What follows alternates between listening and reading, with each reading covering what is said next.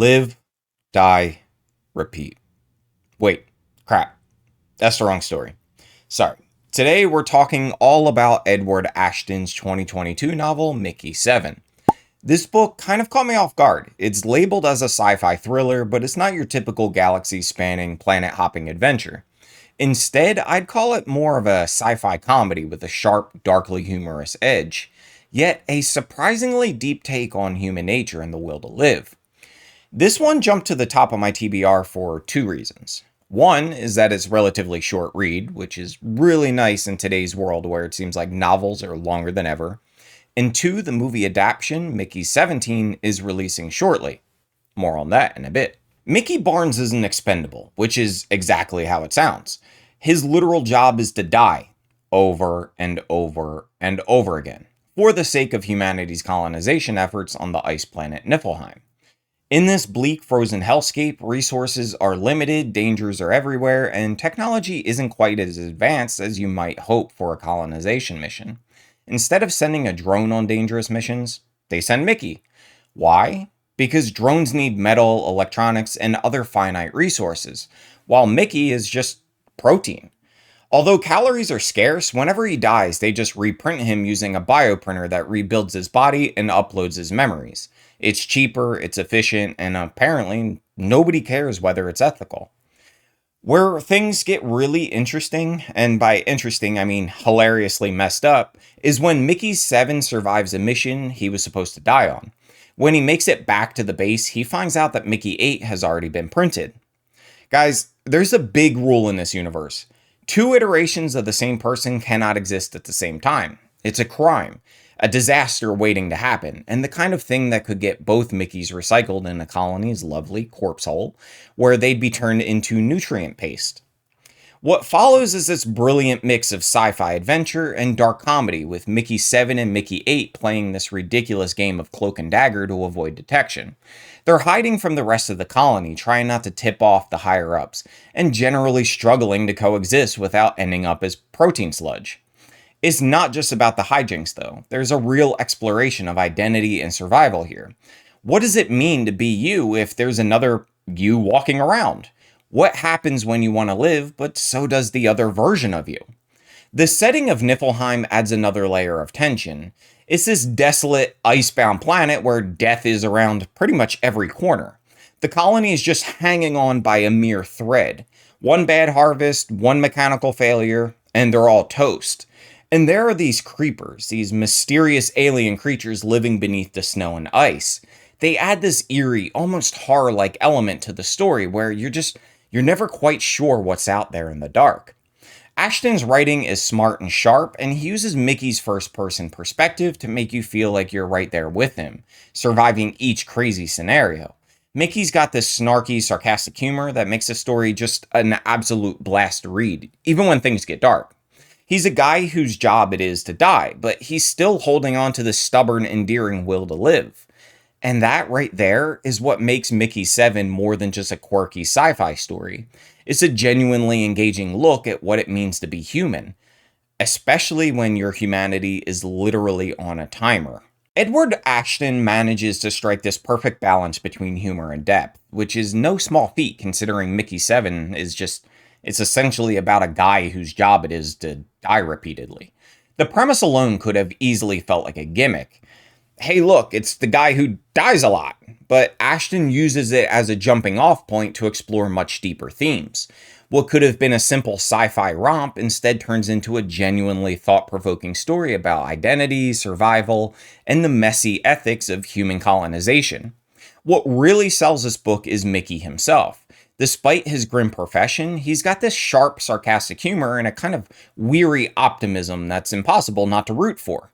The guy has died 6 times, often in brutal ways, and yet he still maintains this healthy dose of snark. There's a bit of that Martian energy in him, like Mark Watney. Mickey faces certain death with a quip and a shrug, but he also feels more layered. His job as an expendable isn't just a plot device. It's central to who he is and how he sees the world. He's haunted by his past deaths, sure, but he's also more determined to not end up in the colony's corpse hole as protein paste. There's a real struggle in him, one between the duty of being expendable and the deeply human desire to live. Ashton's writing style is a huge part of what makes his book work. It's conversational, almost like you're sitting down with Mickey over a drink while he tells you the story of his messed up life. He breaks the fourth wall here and there, providing context and backstory in a way that feels natural and genuinely funny. There's this wonderful contrast between the bleakness of the setting and Mickey's upbeat narration, which creates a tone that's both light and heavy at the same time. It's a tricky balance, but Ashton pulls it off. And let's talk about Niflheim, the frozen wasteland of a planet that serves as the book's setting. It's a brutal, unforgiving place where the colony's survival kind of feels like a day-to-day gamble. The colony is constantly teetering on the edge of disaster, whether it's food shortages, mechanical failures, or the mysterious alien life forms lurking beneath the ice. Ashton gives us just enough information to keep things tense without revealing all the secrets of the planet, and that only ramps up the suspense. I also really appreciated how Ashton explores the ethics of colonization through the lens of humanity's arrogance. The colonists, they just kind of land on Niflheim and assume it's theirs for the taking, and pretty much gloss over the fact that there might be indigenous life forms here. They treat the creepers as pests to be eradicated, which felt like a very intentional nod to our own history of colonization. It's a smart move, adding layers of meaning without hitting you over the head with it. Overall, Mickey7 is a clever layer story that takes big ideas and wraps them up in a genuinely entertaining package. It's got humor, heart, and a protagonist who makes you want to stick around for whatever crazy situation he ends up in next. If this is a sign of what the series has in store, I'm all in for book 2. The book is perfect for fans of dark humor, philosophical quandaries, and stories that don't take themselves too seriously, even when the stakes are life and death. It's got that perfect blend of clever world building, sharp wit, and a protagonist you can't help but root for. Whether you like your sci-fi more on the comedic side or with a bit more existential weight, this book finds a sweet spot between the two. Of the things I loved most about Mickey7, it's how it balances adventure with introspection. It's not just about Mickey's shenanigans with his doppelganger or the dangerous missions he's sent on, though those are also a blast. It's about the deeper stuff, like what it means to be you when there's another you walking around, and what humanity's place is when we start planting flags in planets that they're not ours. Ashton isn't afraid to poke at the arrogance of humanity, like the way we treat new worlds as blank slates despite whatever life might already be there. It's not preachy though. It's subtle, it's woven into the fabric of the story, and it leaves you with the satisfying sense of having read something with substance. And hey, if you're the kind of person who likes to read the book before seeing the movie, now is the perfect time to do so. The movie adaptation, Mickey17, directed by Bong Joon-ho, the guy behind Parasite and Snowpiercer, will be hitting theaters soon. I'm really optimistic about it. I've liked his movies so far, and this one has a great cast. We have Robert Pattinson, Mark Ruffalo, Toni Collette, and Steven Yeun, and they're all starring in it. Given his past directorial efforts, I could see Bong Joon-ho finding the right mix of humor and tension that the book is well known for.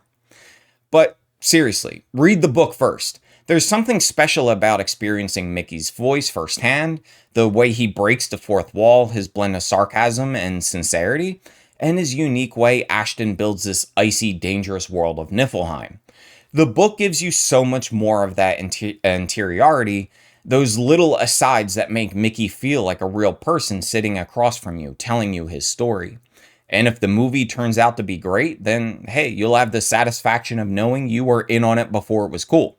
And if it's not, well, at least you have read a damn good book. Overall, Mickey7 is a clever, entertaining read with more depth than you may expect.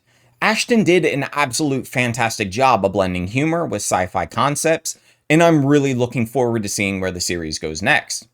If you've read this book, let me know what your thoughts are in the comments below.